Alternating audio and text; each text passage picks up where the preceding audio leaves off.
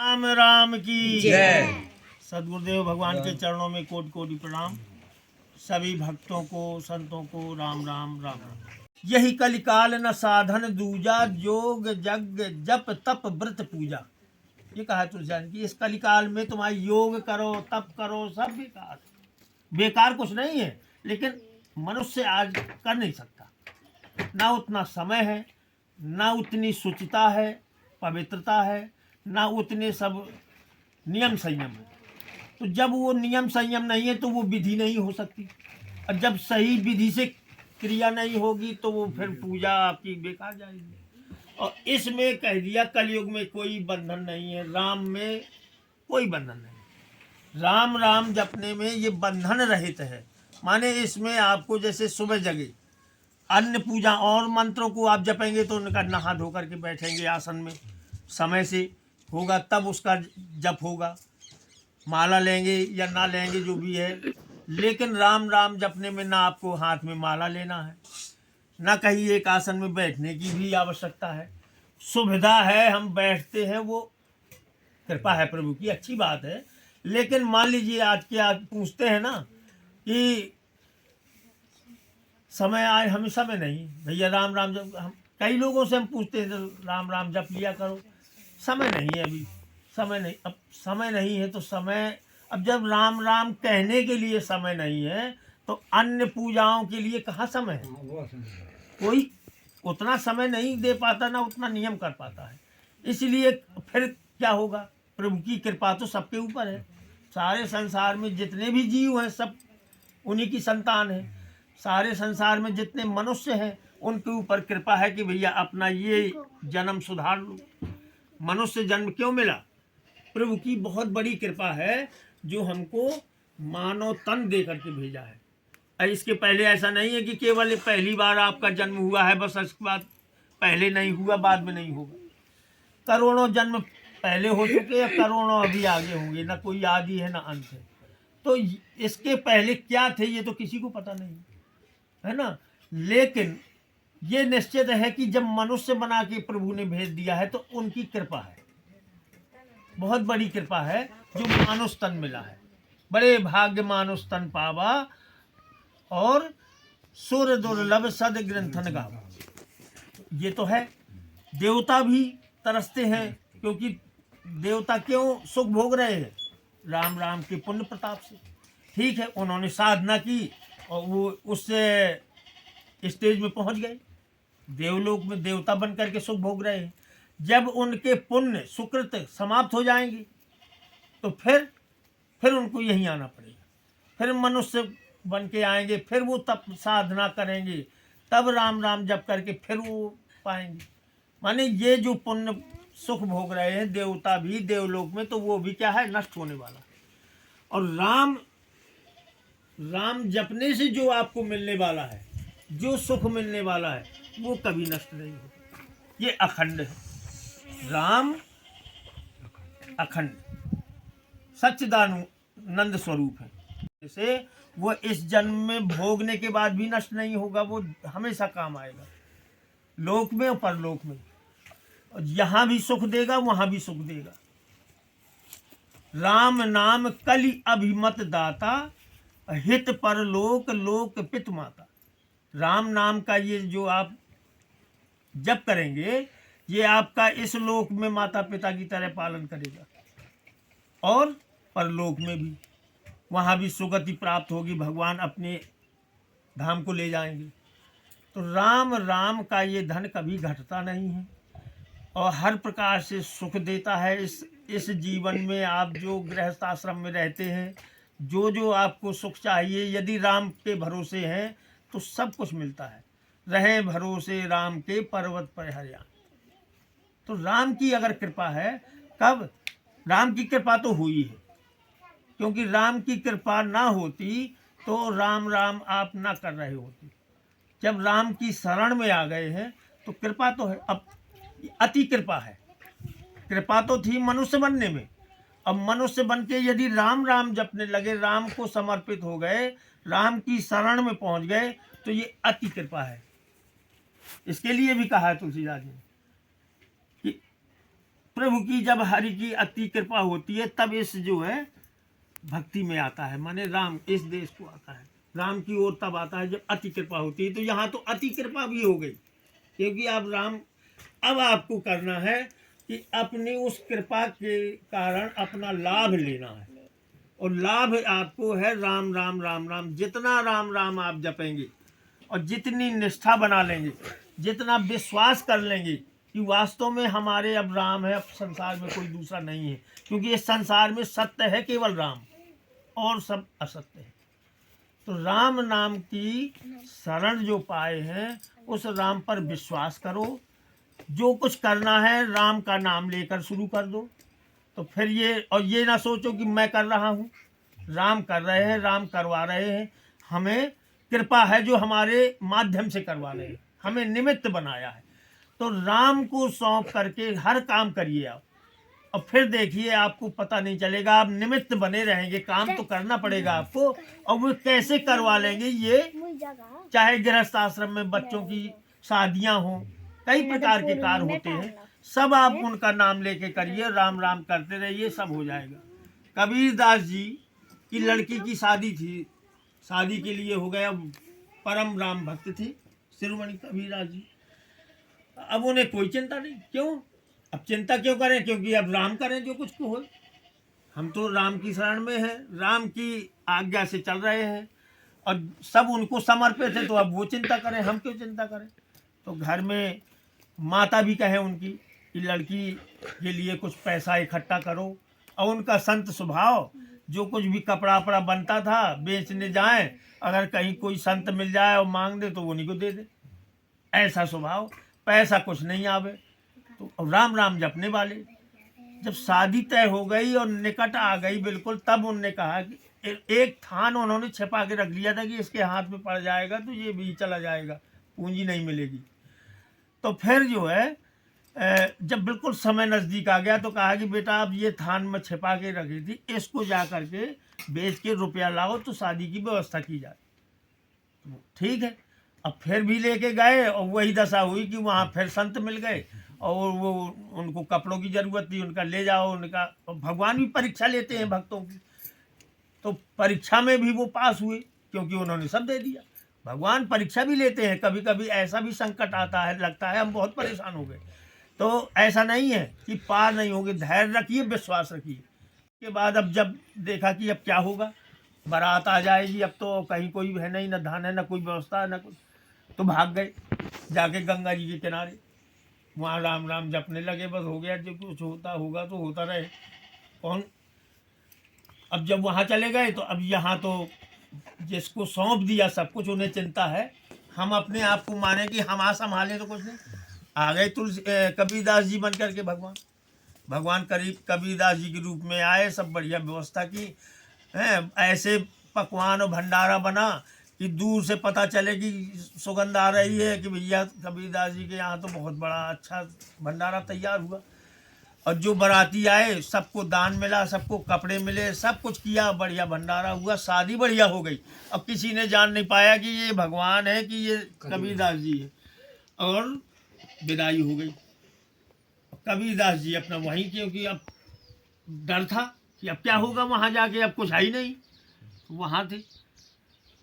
तो पता चला कि वहाँ सब जगह चर्चा हो गई कि कबीर के यहाँ जो है, उनकी लड़की का नाम भूल गया हमें, लड़की का नाम था, कि उसकी शादी बड़ी अच्छी शादी हुई, कहीं आज तक ऐसी शादी नहीं हुई, इतना अच्छा भंडारा नहीं तैयार हुआ, जहाँ भगवान करें वहाँ क्या है ना। तो अब जब इसके बाद देखा कि अब ये चले गए और हो गई विदाई, वो भी किसी रूप में चले गए, किसी बहाने से निकल गए भगवान। अब कबीरदास जी तो वहीं गंगा जी के किनारे डटे थे। तो फिर हुआ उनका कि ढूंढा कहाँ गए कबीर कहाँ गए, तो उन्होंने जो है जब देखा तो गंगा जी के किनारे में थे, बैठे थे वहीं अपना राम राम जप रहे थे। क्या हुआ, चलो भाई शादी हो गई, अब क्या कर रहे हो, बोले कैसी। तब उन्होंने सब बताया कि अब तुम ही तो अब पूछ रहे हो, तुम्ही ने तो सब व्यवस्था की है वहाँ जाके, और कितना अच्छा। तब वो समझ गए कि आए मेरे राम, वो सब कर गए।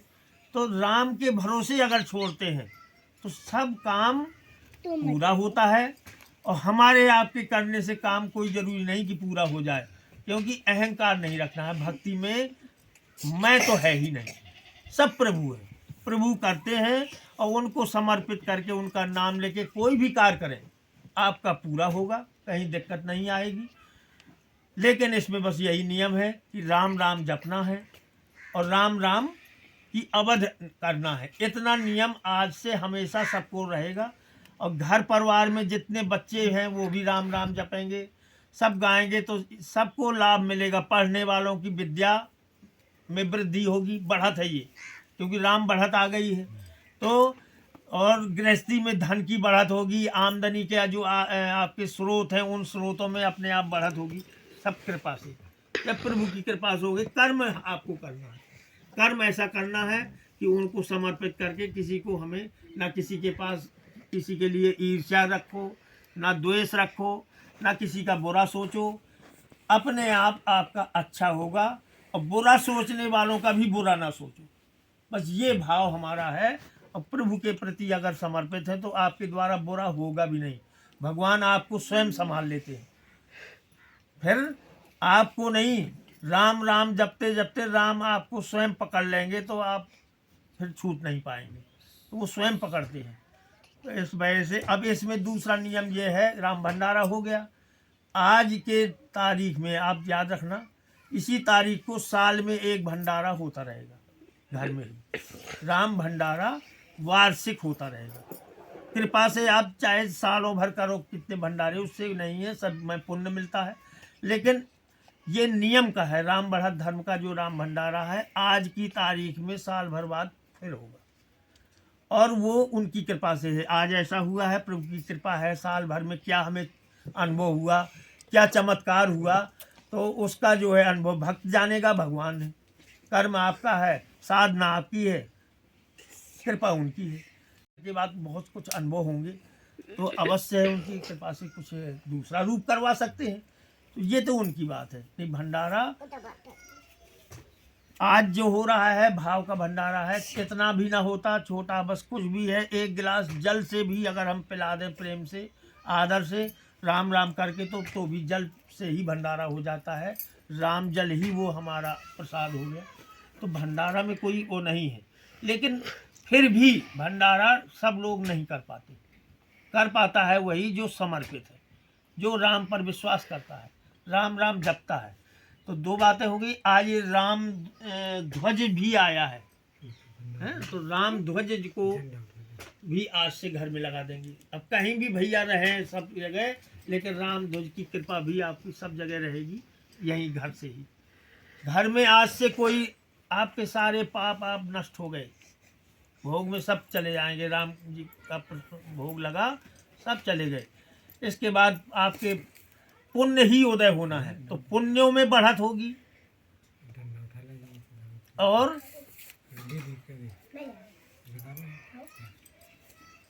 राम राम लिखना, कितने ग्रंथ हैं, कितने वेद शास्त्र हैं, लेकिन एक ग्रंथ और है जिसको धरती ग्रंथ कहते हैं। तो कलयुग के लिए धरती ग्रंथ के लिए भी हमें संदेश है कि और ग्रंथों का पाठ करो, कोई जरूरी नहीं,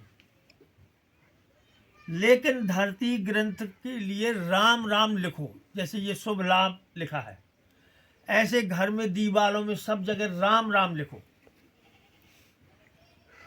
राम राम लिखने से आपके घर में ये कवच तैयार हो जाएगा। किसी भी प्रकार की कोई संकट बाधा नहीं प्रवेश करेगी।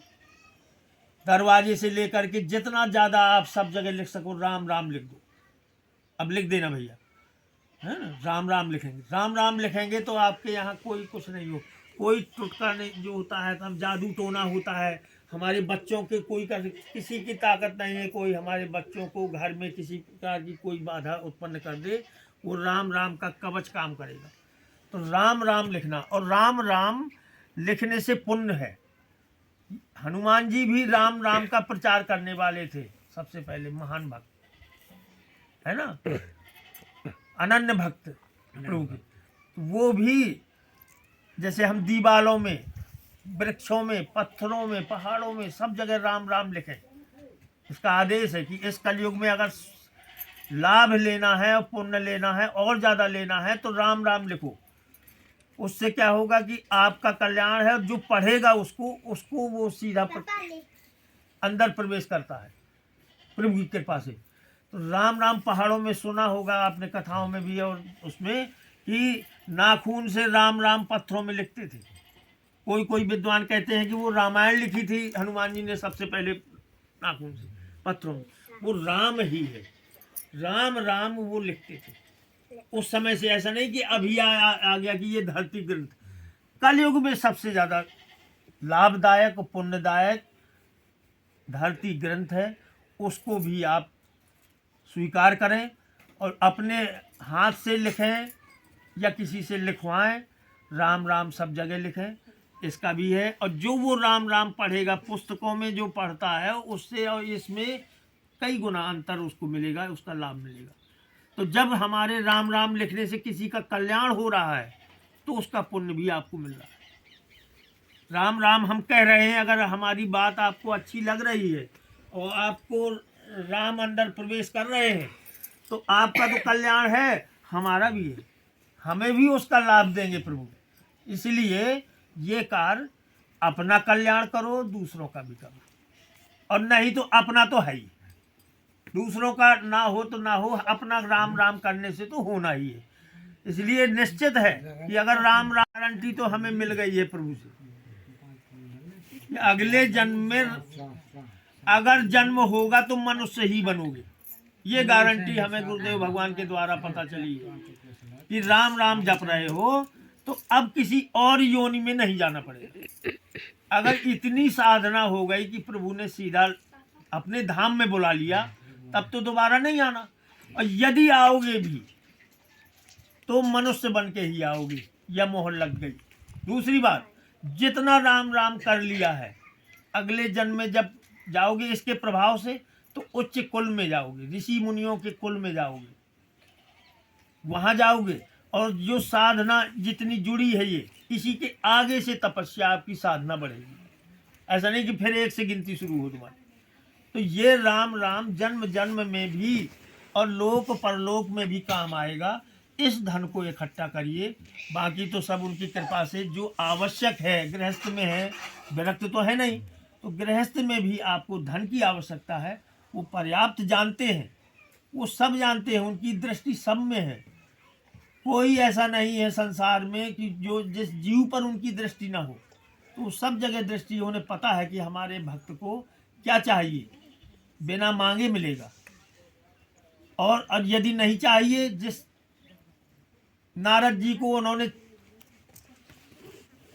चेहरा सुंदर नहीं बनाया, मांगा था, है ना, माया से प्रभावित हो गए, तो उन्होंने कहा अपना स्वरूप दो महाराज, हमको शादी करने की इच्छा।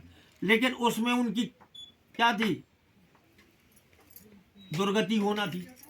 अगर करते तो वो उनका पतन होना था। तो प्रभु ने वहाँ नहीं, भक्त को दिया। तो भक्त को अपने वो देते क्या है, जो उसके लिए हितकारी है वही देते हैं। अगर उस चीज़ से नुकसान है तो वो नहीं देंगे, भले ही आपको चाहे लगे कि वो नहीं मिला। निश्चित है कि अगर हमें कुछ नहीं मिला जो हम चाहते थे तो वो हमारे लिए कल्याणकारी नहीं है, इसलिए प्रभु ने नहीं दिया। अब प्रभु ने जो दिया तो उससे हमारा निश्चित कल्याण है, जितनी ज़रूरत है वो देते हैं। तो राम राम भी लिखना बहुत ज़रूरी है। राम राम में बहुत शक्ति है, उसकी महिमा को कोई नहीं गा सकता, है ना। कहूँ कहाँ तक नाम बढ़ाई, राम न सकहीं नाम गुण गाई। स्वयं राम भी अपने राम की महिमा बताएंगे तो नहीं गा सकते। वो तो हम थोड़ा सा प्रभु कृपा से ही उसके महत्व को ऐसा समझा रहे हैं कि आपको अच्छा लगे कि हाँ, राम में ही हमारा कल्याण है।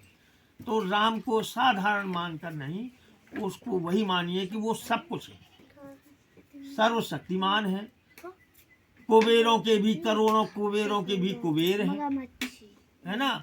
शक्ति में वो कई दुर्गाओं के समान है, सुंदरता में वो कई कामदेव के समान है ना। तो इस प्रकार से उनकी तुलना में कुछ नहीं है, राम की तुलना है ही नहीं।